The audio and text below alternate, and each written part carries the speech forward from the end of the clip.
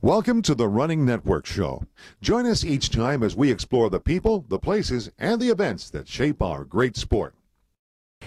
Well, it's a couple of weeks before the IAAF World Championships in Athletics in Berlin, Germany, and we're with one of the folks who's going to be competing there. Desiree Davila is representing the U.S. So how does it feel to be on a World Championship team? It's very exciting. Anytime you get to compete with the USA jersey on, you just feel like it's that much more important. Always excited for big races, but putting on the USA jersey is that much more meaningful and makes you want to go out and run your best. Well, you've been training hard, and you've actually gone over to Berlin and taken a look at the course. What can you tell us about it? It's a flat, fast course, very scenic, a lot of the city around there. Definitely good for PR type races. It will depend on the weather quite a bit, but I think it should go well. And one of the things that you had mentioned a little bit earlier was the marathon this time doesn't actually finish in the stadium, but it hits another pretty interesting landmark.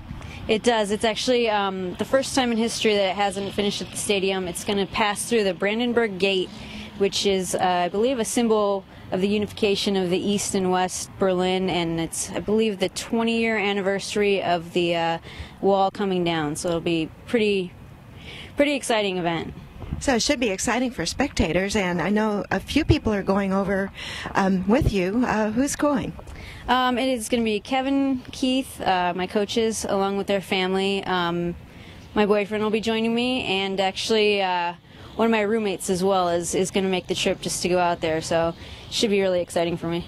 And will you have a chance to hang out in Berlin afterwards? I will. I'm actually kept my ticket open for an extra week and a half, I believe. So I'm going to travel around and do the Europe thing on downtime and have a good time out there. A couple things about your previous experience. You really had a pretty good shot at making the Olympic team during the trials about a year ago, and I know it was a little bit sad for you. Can you talk about what you learned from that experience that will apply here?